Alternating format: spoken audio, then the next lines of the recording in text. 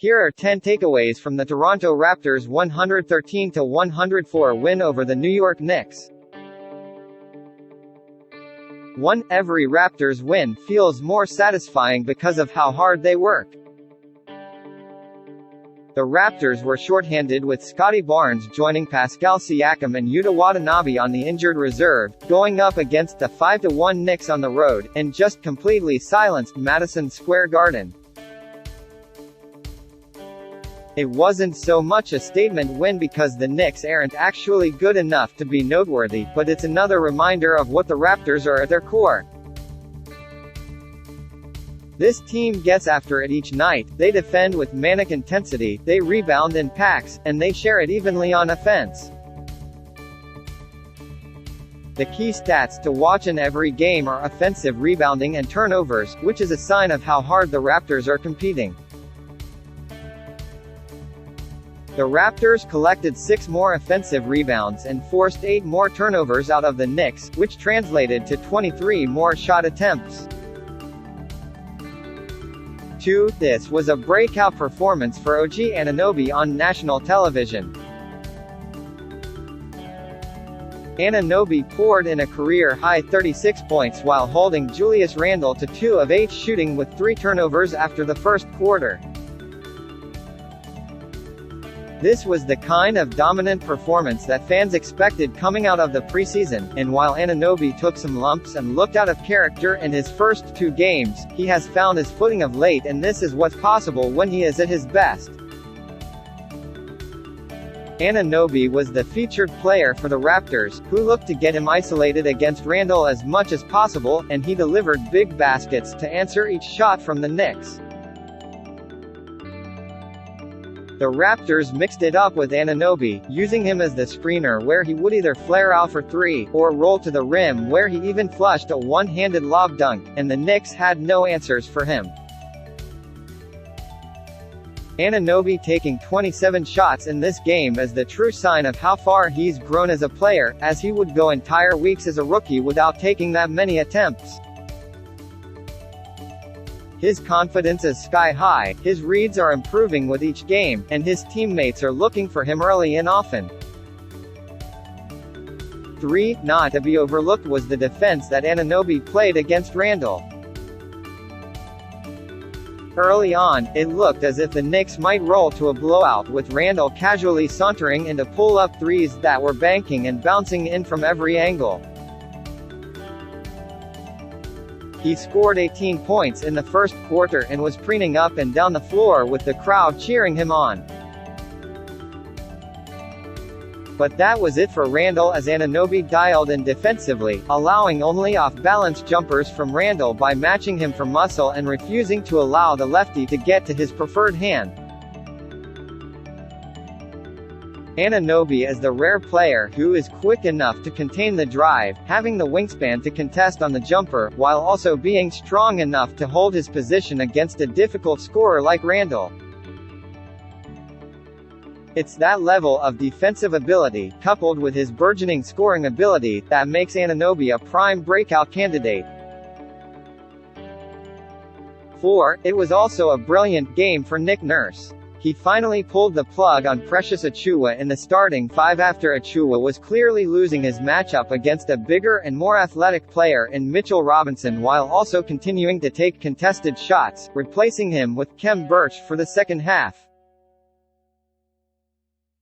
Then, Nurse rode his starters for the entire third quarter, not making a single substitution for the whole frame as the new starting 5 delivered blow after blow. The Knicks tried to trade threes for a few possessions, but ended up being outgunned 38-22, which put the Raptors firmly in the driver's seat. The challenge from there was to manage his rotations on the fly to ensure his starters had enough gas in the tank to close it out, and Nurse bought just enough time with his reserves before turning it back to his starters who continued their onslaught of the Knicks in the fourth quarter. This couldn't have been planned, but being able to rely on feel and instinct is a quality in every great coach. 5. Birch brings a level of stability to everything the Raptors want to do. The organization in which the Raptors execute their schemes is night and day between Birch and Achua. While Achua tries to ram through the defense, forcing his will on the opponent, Birch focuses on how he can fit and how he can support his teammates. That's the benefit of wisdom and experience, because if you were just looking at their abilities in a vacuum, Achua is capable of doing more than Birch, but knowing what to do is the biggest key in any walk of life. Birch positions himself perfectly on defense, which is why Robinson suddenly couldn't jump for lobs in the second half.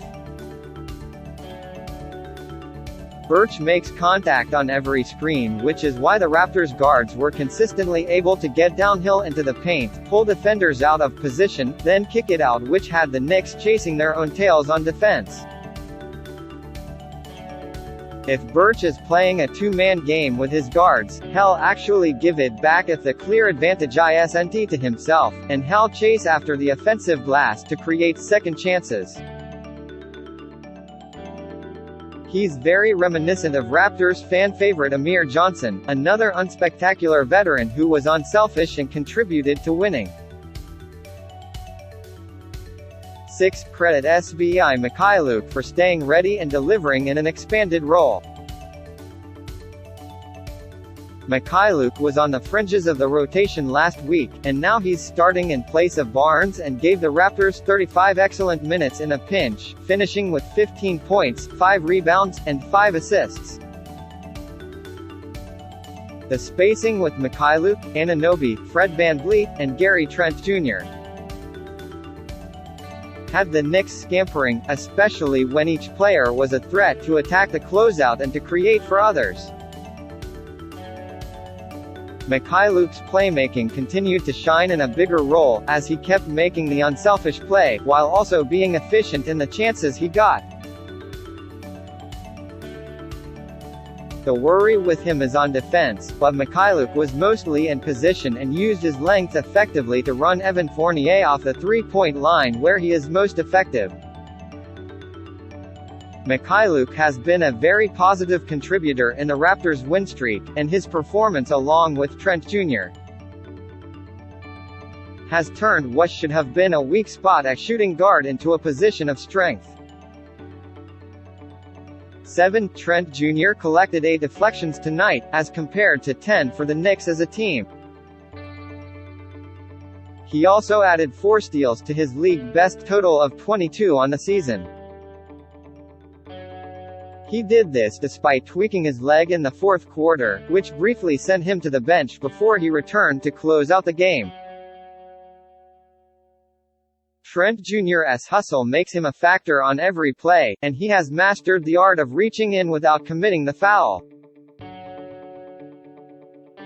He is good for one breakaway layup every game by poking it free on the perimeter, and the combination of him and VanVleet is giving opposing teams nightmares at the point of attack since they can't even initiate their plays without being picked. Offensively, Trent Jr. is also capable of scoring tough baskets, and while his shot selection isn't always ideal, he's generally able to create his own look and is fairly creative in how he navigates screens to find pockets of space from which to fire. 8. VanVleet had a strong night with 17 points, 9 rebounds, and 8 assists.